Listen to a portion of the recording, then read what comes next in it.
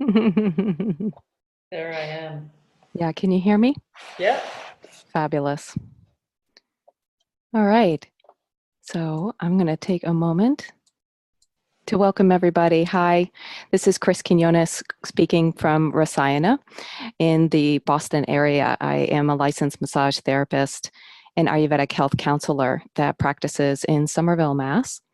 And I specialize in the Ayurvedic bodywork treatments at my practice. And I'm excited today to be having us chat with Kate O'Donnell, a dear friend of mine, and also Ayurvedic health practitioner and Ashtanga yoga instructor as well, joining us. Kate is the author of the Everyday Ayurveda Cookbooks, of which I sell at Rasayana. They are very popular, and they're cookbooks that I use every day in my personal practice. So welcome, Kate. Just want to thank you again for joining us. I've been a big fan of your cookbooks and how you present this notion of an Ayurvedic diet for what is our modern day living, because we nowadays are becoming more familiar with what Ayurveda is and how it can help us, yet we do not have the luxury as the yogis thousands of years ago may have had of 8 or 10 hours a day to sit and contemplate the nature of life. And so how we take these kinds of nuggets of wisdom and apply them to our modern lifestyles, where many of us have families and careers and commute times that we have to take into consideration when we think about our meal planning. And because there's such a sea of information out there around how to approach our diet, it can be pretty tricky. And that's one of the things I love about an Ayurvedic diet is how it simplifies things. So before we jump into that, maybe you want to take a minute and introduce yourself to the group and let us know a little bit about what maybe inspired you to write these Everyday Ayurveda cookbooks. Hi, everybody. I'm coming to you today from Portland, Maine, and I also still am in Boston part-time. And I started practicing in Boston. So I was working with an urban community with Ayurveda. And I realized pretty quickly that a lot of people did not cook food. And that was surprising to me just because it's so expensive to eat out, Yeah. But that was why I was like, whoa, really? But it just kept coming up over and over again that, one of the first things the doctors in India said to me, 20 years ago when I first started working with Ayurveda, I didn't know anything about it. I just happened to be in India with severe digestive problems. And the doctor said, don't take outside food. It's the less you take outside food, the better. And outside food means like food outside the home. So whether it's something you prepare yourself or a family member or a friend, it's like homemade food, like home cooking, as we say. Yeah. And I firmly believe that home cooking is the key to actually maintaining health. It's this like feedback loop where you're putting your energy into the creation of healthy, high prana food. Exactly. That goes into your body, so there's this like energy feedback loop that's happening where so many of my clients in the city just they didn't know when they were eating, what they were eating, or that they were eating in any given moment. Right. So the attention just wasn't there. And so I quickly realized that we were all going to crash and burn unless I made the recipes like so simple. Yeah. So I started as there are these foods that we often come back to in the Ayurvedic diet, or the spices, or how to use them. And so I was saying the same thing over and over again a lot of the time in the beginning. And so I had this little file going of recipes that I would just shoot out to clients. And that was how the book kind of began. And it seemed to me that I would just be repeating myself a lot less frequently if I just wrote a book. Yeah. Wrote it all down. And it wasn't that I ever set out to write an Ayurvedic cookbook, or to be a specialist in the Ayurvedic diet or cooking or anything like that. It was really that necessity is the mother of invention. And that was what so many people were struggling with, that I just needed to create something to help us along the way with that. And I think as much as necessity is the mother of creation, simplicity is the mother of operationalization. Because if it's not simple, people can't stick with it. Yeah. Including myself. I mean, after practicing Ayurveda personally for over a decade, I find myself often needing to be reminded to pull it back, simplify, pull it back like 50% and focus on the consistency of these small changes on a daily basis. And that's one of the things that I think make Ayurvedic diet so different from other diets out there is its simplicity. And I think that simplicity in part comes from how nature's rhythms are the metronome to our lives. And so many times I hear clients come to me, and the biggest challenge is knowing really not only what to eat, which has been, I think, for a long time, this myopic view of people with regard to their diets, is everyone wants to know what. And Ayurveda places the equal emphasis on the how and the when we eat. And time, kala itself, is both used so much in the diagnostics and the treatment of imbalances and disease in Ayurvedic medicine. And one of the key mistakes that I find a lot of clients making is maybe eating healthy foods, but not eating them at the right time of day or the right time of year, that they're the right foods, but the wrong season. And that, nature has these built-in rhythms in the microbiome of the soil that produces the shoots and roots of our foods. And those microorganisms nourish our guts for said season.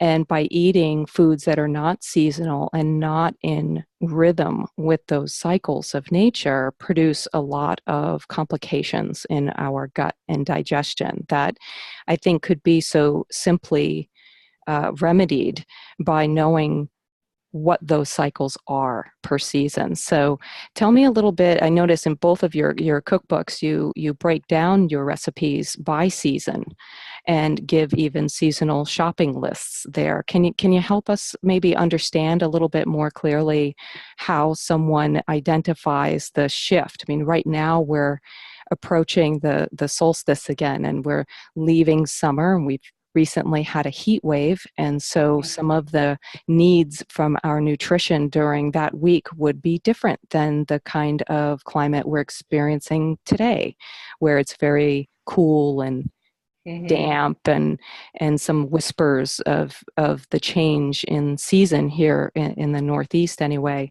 as we prepare for a different season. So can you talk about what maybe someone should be preparing their pantries with as we're preparing for this transition out of summer into fall? Well, I think the main thing that people will notice is the change in the qualities in the season. So we're going from sort of hot and humid to cool and dry. So we're going through this little storm right now. But as soon as this storm passes, people are going to notice that kind of crispness in the air. That's right. And autumn air. Yeah, I notice it in the membranes, my eyes, my nose, my lips. You start having to be like, where's my chapstick? You haven't used it's in your winter coat, so you haven't used it for months, right? But you're looking for your chapstick. And it's the same way with the membranes on the inside of the digestive tract. Like they're like, where's my ghee? Not my chapstick, but where's my good oils?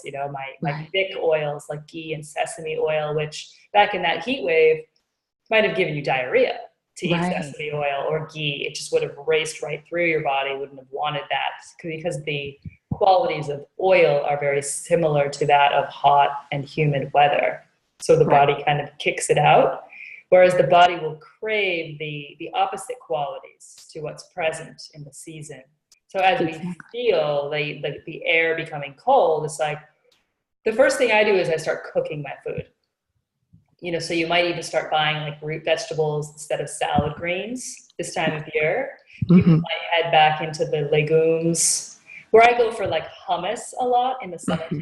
It's a large bean, it's very dry, but you can sort of make this puree out of it, and it's not something you usually serve warm.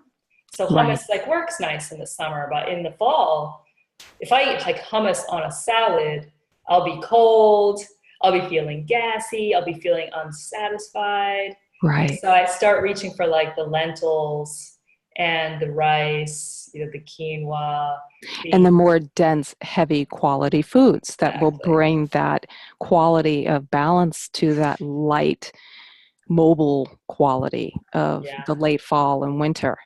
And that's why, especially here in the Northeast, we tend to, in the fall, go, pumpkin spice mania, right? Like it's always a running joke of, pumpkin spice latte or ice cream and such. But there's a bit of truth to that love affair that we have with those squashes and dense, sweet root vegetables, because they give us that nourishment that's appropriate for the season. They give us the microbiome that will prepare us for a long, cold, dry winter here in the Northeast. Now, of course, if you live in another part of the world, this is a live casted webinar, so people are joining us from all over the place, some not even in the country. So depending on where you live and the time of year, again, time will dictate the qualities that are presenting.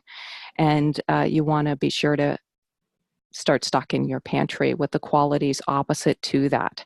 And we talk a bit about that in my Fire Starter program, as well as my Clear Mind, Strong Body program, where I guide people through what those qualities are and how to identify them both in your diet and your lifestyles. And speaking of lifestyles, another thing I hear a lot from my clients, and I'm sure you probably have too, is how varied their diets are when they come into my office complaining of various symptoms in their GI tract. And I look over a food log that they may have kept, and I see how many different kinds of cuisine and foods and preparation methods are on it in such a short period of time. Even just one day can be a very elaborate list of foods that they've consumed for those meals, even if they're considered, quote, healthy.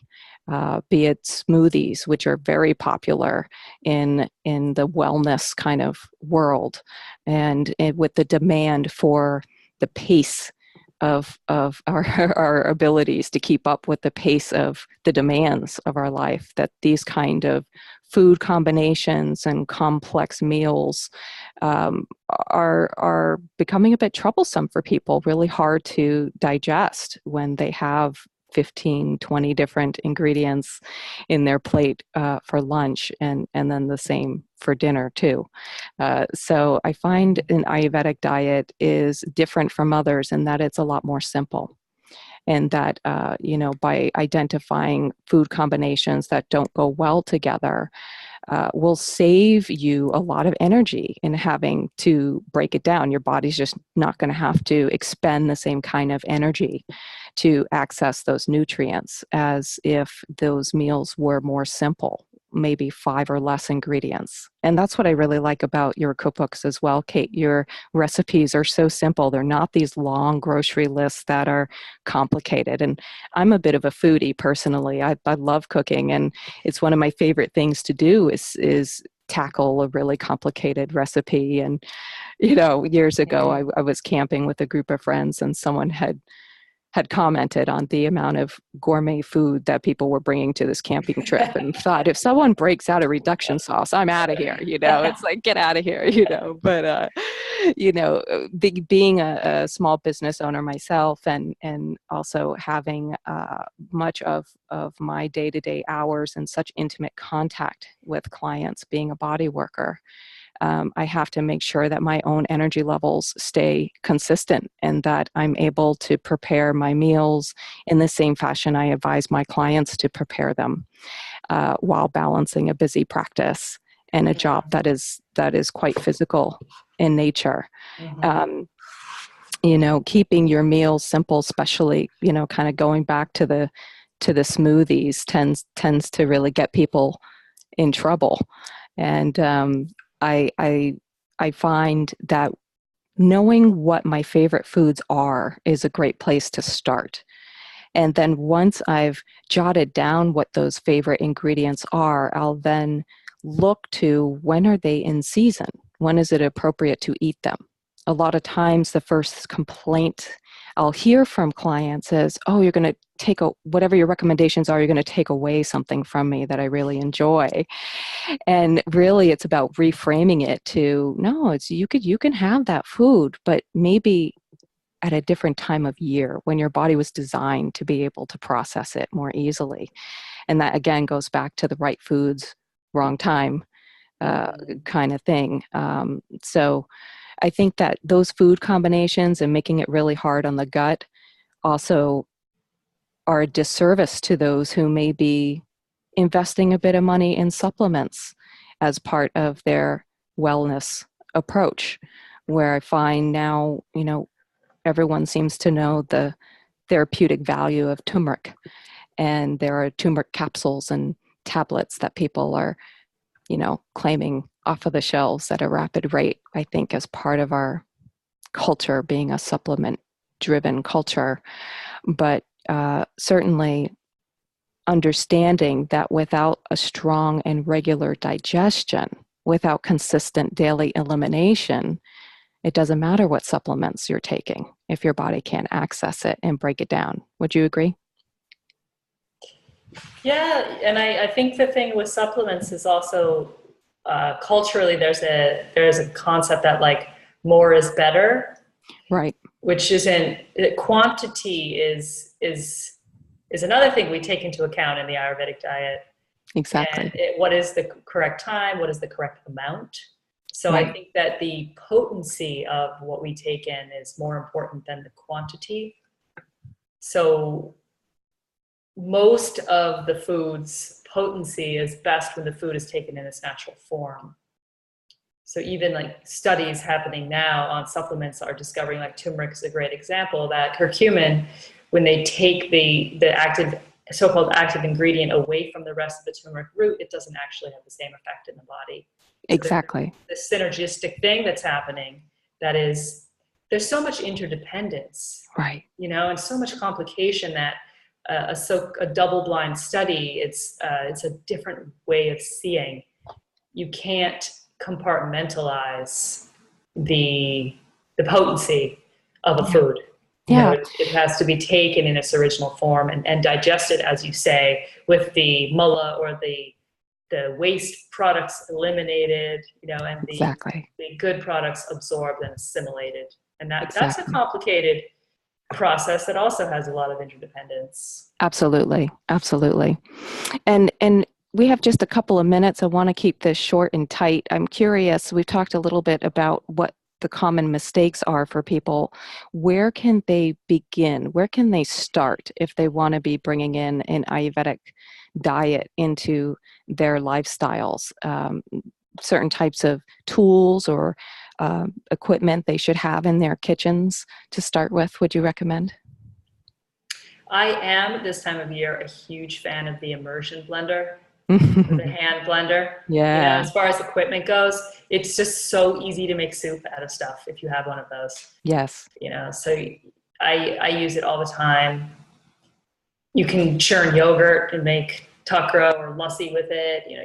You can just bake a squash, add a can of coconut milk and some spices, and you have this like amazing like orange creamy soup. And people just time and time again, people are like, I can't believe how good this tastes. Yeah. And there's like 3 ingredients in it. Yeah, I just made your one of your green soups this morning, So for good. breakfast, and it was just so easy, and now I have this like awesome, light, energizing meal that literally took me only like 20 minutes to make, and the cleanup is pretty easy too. I think when it comes to preparing your foods and the commute times that most modern people are having, particularly around the Boston area or other urban areas, having some stainless steel insulated thermoses to transport their food that'll hold up to those train rides and bike rides and backpack smushings that are exactly. It's like stainless steel city, right? And certainly kind of weaning out the plastic in our lives and from the planet for sure. But also just having glass mason jars and cheesecloth for ghee making, and a basic microplane for shaving and grinding your herbs and making those spice mixes fresh as you need to, and storing them certainly in glass jars are kind of my standbys of where to begin prepping your pantry. Is get rid of the plastic and start replacing it with glass and stainless steel and some of the means that'll keep your food fresh for the journey. Yeah. Nice. Yeah. So if anyone has any questions, or if you would like to know more, let us know. Leave a little heart or a like in the comment section. Let us know what you're thinking about, because I'd like to do more of these webinars and reach out to other Ayurvedic practitioners and talented people in the wellness industry here, both in the Boston area and abroad, because as Ayurveda continues to integrate into our daily lives, I want people to have a real thorough understanding of both its depth and its simplicity, that it is unique and it's built for you. And by understanding your uniqueness, you can really tap into your own self-healing journey. So thanks for joining us, Kate. I appreciate it. And if you haven't checked out the books, it's Everyday Ayurveda Cookbook, Seasonal Guide. That's her first cookbook to seasonal eating. And then your more recent cookbook, which is Everyday Ayurveda Cooking for a Calm, Clear Mind, is the second book. And this is wonderful, definitely getting into a bit more about food's effect on the mind and our moods, which is something that I think is the next layer of conversation for our culture in terms of nourishment, kind of leaning out of the body-centric and getting into food's effects on our minds as well. So thanks for being here. And for all of you out there, if you want to know more information about some of Rasayana's offerings, you can visit my website at www.rasa-yana.com. Thanks, Kate. Namaste.